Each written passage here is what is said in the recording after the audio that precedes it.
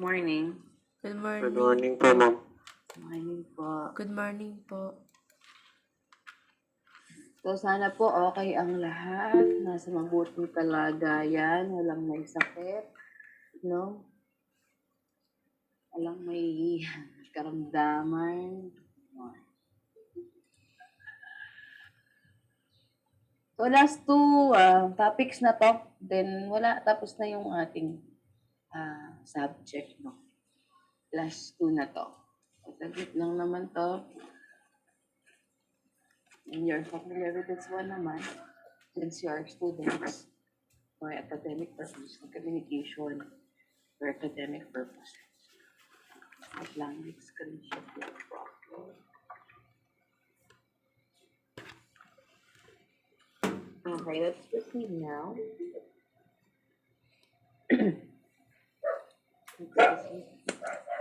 Galing. Sasamabay talaga.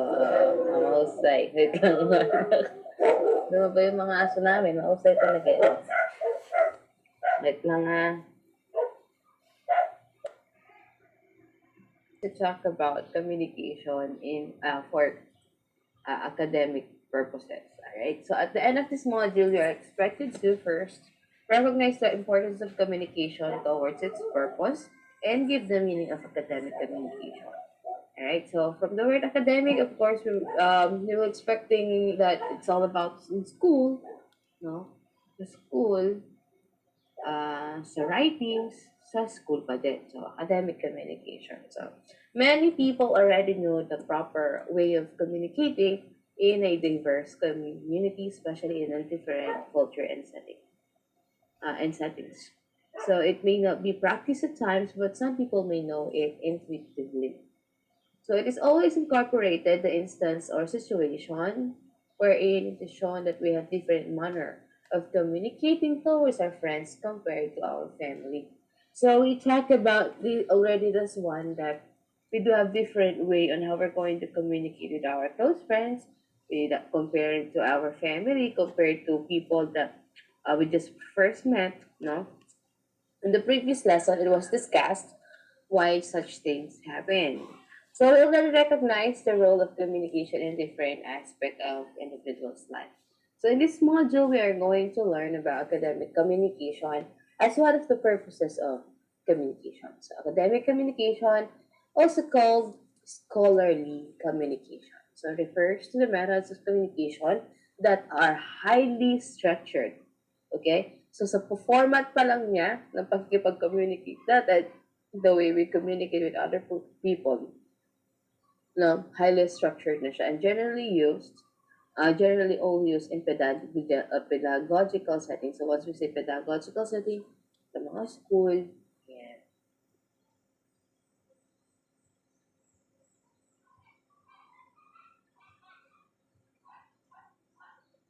Relating to or befitting a teacher or education. So it includes the words and structures to express ideas as well as the methods used to disseminate information. Just like what we are doing today, no? So I am disseminating information. You're expressing your ideas. So academic communication also includes ideas that are presented effectively and formally in a scholastic manner. So example one, if you were attending college or attending an institution with higher education, skills for academic conversation is highly required. Kapag meron kayo, ayun nga, pag nag-aaral tayo, yung katulad niyan, so of course, yung academic conversation sa atin ay required. A common example of which is the manner of conversation with your teachers. Kapag nagre-recite tayo, kapag nakikipag-communicate kayo sa teachers ninyo, and peers, or any other school official, okay? Sa mga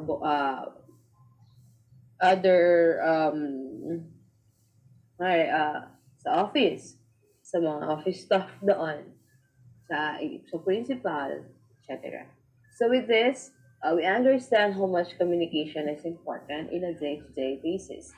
It much used more often than how we change our clothes. So, importance of academic communication. Communication is paramount of education. So whether it is a teacher, student, admin, parent, communication is needed to make sure that relationship of each are secured towards the aim of producing a successful students. So of course, it is very essential for us to have a good communication skills. No, if we have a good communication um, to our teachers, students, admin, parent, etc. So yung ating goal, no, producing successful students is ma-achieve natin. So communication is something that does not always happen. Sometimes, ayan, possible na meron minsan na lack of time, kulang sa oras, kulang sa resources or information, lack of knowing how to get the point across or a language barrier.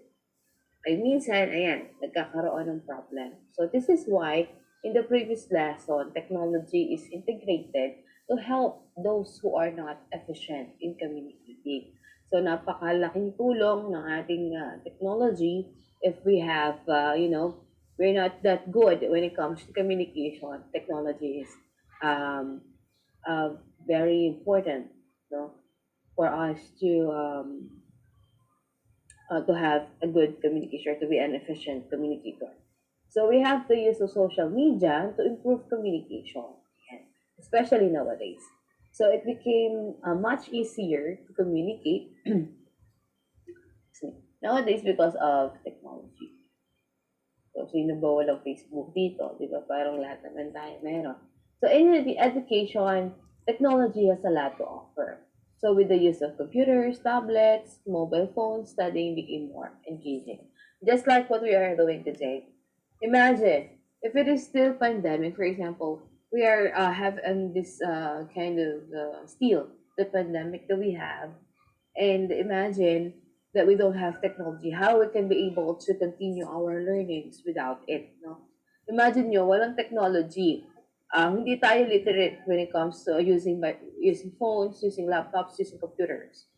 No? Imagine, tapos may pandemic. So talagang siguro, no, ang hirap. Ang hirap ituloy nung education, no, without the computer, without these technologies, without this technology. Okay? Without these devices. So with the use of computers, tablets, mobile phones, ngayon, mas nagiging more engaging tayo. Okay?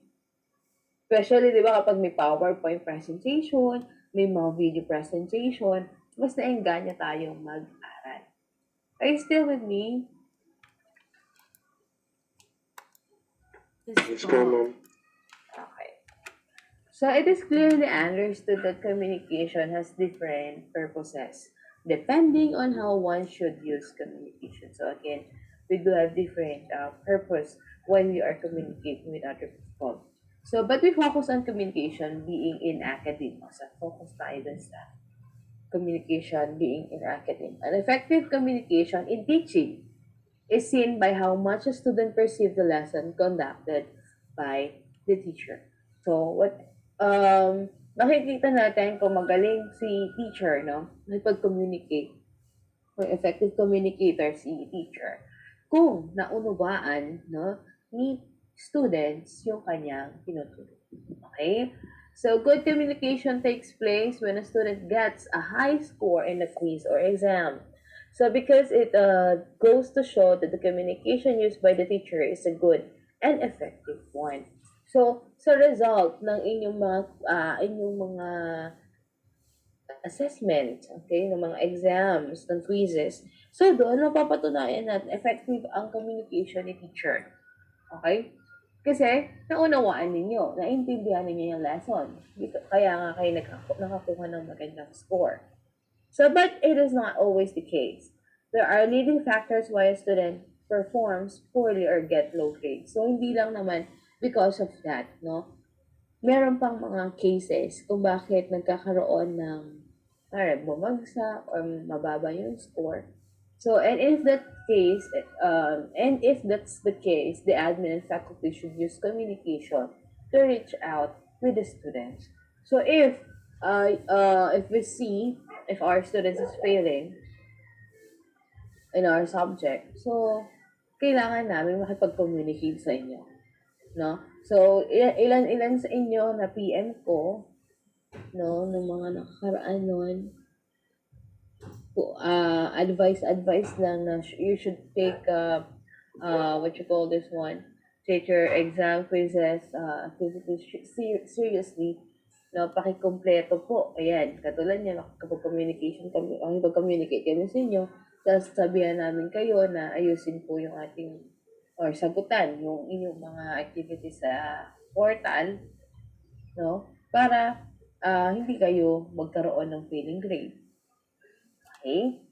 So next, academic communication is far different from those in businesses establishment because communication in academic can be seen as less formal or formal. So take into consideration of how a student converse with his or her teacher. In their conversation, it has a meaningful sharing of information, not just inside but outside the classroom. So ganun, di ba? Minsan, pag-communicate kayo sa teacher, if you are free to open up something, kahit na hindi na siya about sa, sa school or mga personal experiences niya or personal things, no, na nasi-share niyo minsan, if you feel comfortable with that teacher, nasi-share niyo din siya. That is why it is called scholarly communication. Students tend to communicate with their teacher with utmost respect, and the manner of communicating is far different from those of their family or friends. An engaging conversation happens between a student and a teacher. So, syempre, kapag nakikipag-communicate tayo kay teacher, to student kay teacher, kailangan may respect. No, hindi naman kasi natin sila tropa or kaibigan. Minsan kaibigan, minsan, syempre, there are actually students, no, ito sad to say, na parang they don't know their barriers, or the boundary or limitations. Minsan kasi akala, porket mabait yung teacher, no, parang binabastos-bastos na lang nila, ganon, walang respeto. But, of course, once you are communicating with your teacher, please have respect. Nowadays, different modes of communication exist. So this is why we opted for changes, and it is inevitable. So with everything, changing communication is one of those that improve in a matter of time. So time to time naman mga anak yung pakikipag-communicate na improve naman yun, pag-aaralan naman natin yan. This is why communication is important in every aspect of one's life. We converse with people every day, every hour, and every minute of our life. And when we meet, we gain much of information. Of course, once we are communicating with other people, no, we gain information from them. Right? We learn, they learn, and kumbaga give and take process. Question?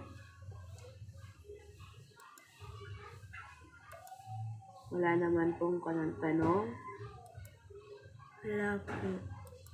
So that's the part 1 of the lesson. This is the second part, which is the continuation. I've been doing with it. Yeah. Alright, so communication for academic purposes. At the end of this module, we're expected to communicate effectively for academic purposes and demonstrate understanding of how important is communicating academically. So, effective communication. Having a good communication skills are the building blocks of academic life and career. It is the basic skills required for survival at universities or higher learning. Okay? So, mga anak, kapag meron kang good communication skills, actually, good communication skills is really, very important. It's very essential when it comes to your surviving. You are in college, you are in school, you're a student, no? Especially nga kapag universities or kapag college ka na. So, especially sa amin na education students, back then when I was in college, kailangan talaga may magandang communication skills. Bakit? How can you be able to share information, no? If you cannot be able to communicate with your students, no? Lagi kami nung merong reporting, Ganon din naman siguro sa inyo, no? Kung siguro face-to-face yung college niyan, hindi mawawala ang reporting. Pag-reporting kayo sa harap, ganon. So, napaka-importante ng communication skills. Kasi, syempre, makagagamit nyo kasi siya eventually sa inyong mga future jobs. Okay? So, knowing a basic skill in communication occupies a central position in a student's life and being towards professionalism. No? So, napaka-halaga talaga. Ganun din, yun nga, towards professionalism in your future work, your jobs, future profession. So, it plays biggest role. So it will be crucial for the students if they cannot communicate properly or if they do, but not effectively. So merong mga tao na they can be able to communicate pero hindi effectively. So parang magulo yung pag-usap, ganun. Parang marunong siya magsalita pero hindi clear. Okay? So it can deteriorate relationship among peers and teachers. So kapag ganun, na marunong ka makipag-communicate pero hindi effective, meaning hindi nagkakaroon ng understanding between you and the person you are talking with, so magkakaroon ng hindi magandang relationship between the two of you. But how do we define effective communication? So, paano ba natin masasabi kapag effective yung communication? If someone achieves the desired level of objective through communication, we can conclude that it is effective communication. It takes place when receiver, example, students of the message gives a proper response. It means that you effectively conveyed the message. So, how we can be able to say that you are effective communicator or the communication is effective once you achieve your goal. Once your students, for example, or your peer or your classmate or your teacher responds correctly or responds having or gives you proper response. Okay? Nakukuha? It means that you effectively convey the message. So, syempre, di ba kapag nakikipag-communicate tayo, for example, pakiabot nga ng ganito, tapos iba yung binigay sa'yo. Pinasimple ko lang. So, hindi effective yung communication. Okay? Nakukuha? So, achieving effective communication for academic purposes. Or for example, what else? Yung instruction. Mali yung ginawa ni student. So, hindi naging effective yung communication. Okay? So, paano ba natin ma-achieve yung effective communication? So, first, we need to consider, the following are considered to achieve effective communication. Audience information needs. Ayan, syempre, of course, kailangan alam mo yung mga information na kailangan. Audience technical background o sa paggamit nila ng mga devices, kailangan alam mo na alam din nila yon. Audience cultural background. Of course, kailangan alam mo din yung cultural background ng iyong kakausapin kasi there are sometimes, no, if we do not know their background, or if we do not consider their background, or if we do not know or study their background, sometimes we get them offended, no? Baka kasi mamaya may masabi kang ano pala sa kanila, parang may insult sila. So, yun. So, kailangan alam yung mga culture. Or pwede din yung language kasi papasok dito yung language barrier sa cultural background din. No? Yung language na gamit nila, baka mamaya hindi naman sila familiar din sa mga sinasabi mo or sa mga words na ginagamit mo. Audience, gender, okay? So, dito papasok kailangan equal, gender equality. Then, audience knowledge of the subject. Possibility for communication failure. So, bakit naman tayo nagkakaroon ng failure? No? So, pag communicate. Audiences are resistance. We all know that we can never please anybody or everybody nor want them to believe in what we are saying. Hindi natin mapiplease yung ibang tao na maniwala sa sinasabi natin. Okay? Kasi, syempre, they have their own opinion, they have their own knowledge. Communication failure will most likely to happen if the audience, commonly known as receiver, denied listening or even resisted from hearing and perceiving the information. May mga taong ganito, no? Ayaw nilang pakinggan yung sinasabi mo.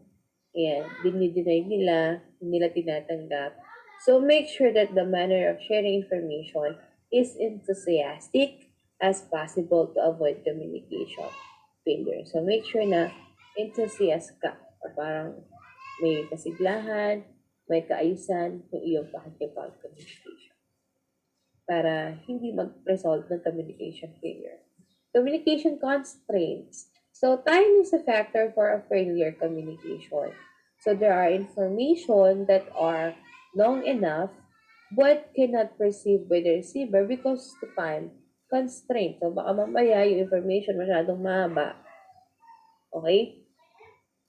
Nagkakaroon ng problema doon. Kasi konti lang yung time na meron sila. Aside from time, we also have legal, socio-economical, cultural, institutional, and psychological constraints. So we have legal. So this happens when both of the receiver and sender have an insufficient knowledge about legal terms that creates misconception. Ayan. Baka mamaya, hindi naman tayo knowledgeable. Ayan. Kapag yung dalawang nag-uusap, merong insufficient yung knowledge nila, hindi enough yung knowledge nila about legal terms, okay, yung mga salita, mga academic terms, scholarly words, ayan. We have socioeconomic. A person with different socioeconomic status tends to have different understanding and perception of words. Of course, di ba tayo, hindi naman tayo, no? Tulad yan, always take consideration of those children in slum areas. Mga tao na pinanganak sa mahirap ng pamilya. So, iba yung understanding nila sa, or perception nila sa words. Tapos, kung ikukumpara din natin sa mga tao na nakatira sa mga subdivision with proper orientation in their house. Ano? So, di ba kapag may mga palabas, nakikita niyo yung difference ng paano makipag-communicate yung lumaki sa isang mahirap na pamilya, paano makipag-communicate sa yung taong lumaki sa yaman, no? Cultural constraints are number one factor why there is a communication failure. It is important, as what I've said, it is important to know and understand someone else's culture in order to communicate effectively. Otherwise, it will resolve to chaos, or it will result yan to chaos. So, magkakaroon ng problema. Yun nga, magkakaroon ng misunderstanding, ma-offend natin sila. Baka mamaya kasi yung mga sinasabi natin salita is against them. So, kailangan alam natin ang kanilang background. Next. Nakakasunod po ba kayo mga anak? Yes po. Failure due to institutional constraints happen when in community there are norms or any factors that holds individual to speak their minds that creates misconception.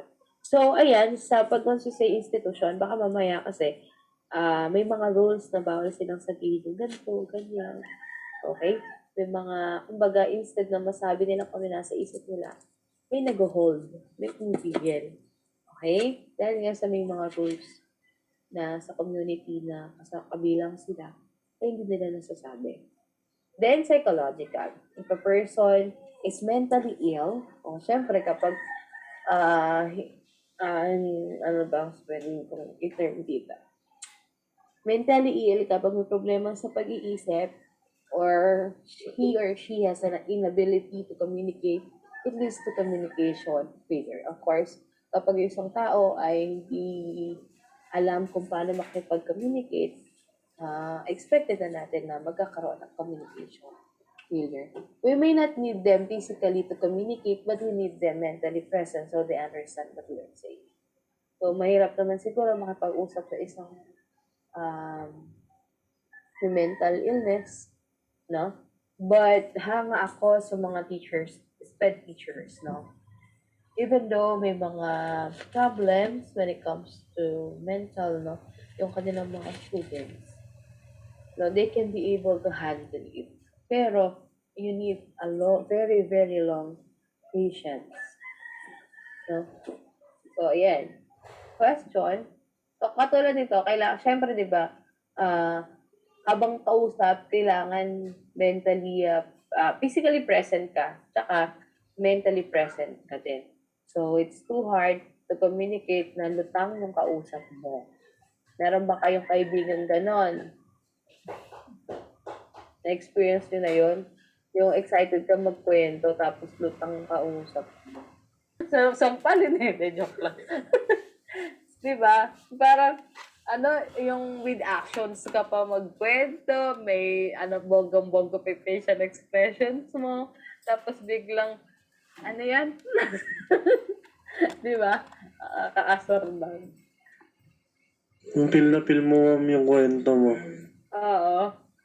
Yung sobrang, yung exaggerated na nga yung expression mo, tapos biglang, yun, de? Diba? Nakakabisit. Alright, so yun lamang po yung ating lesson. Tapos na ang ating diba, lutang. Purposive communication. Yay! Alright, so, but, you need to answer final quiz. Tapos, double check nyo na din kung natapos yun ang lahat ng mga activities, quizzes na kailangan inyo sagutan. So, yan lang po. And, tignan natin kung magkikita-kita pa tayo next semester. Okay? May attendance po ba, ma'am? automatic na po ito. Pero, sige, para sure, mag-attendance kayo dun sa link. Dun sa link na nakapost sa page. Okay? Sige po, sige po. Sige po. Bye-bye po. Ingat po kayo palagi. Keep safe, ma'am. Thank you Thank po. you. Keep safe din. Thank you po. Thank you po, ma'am.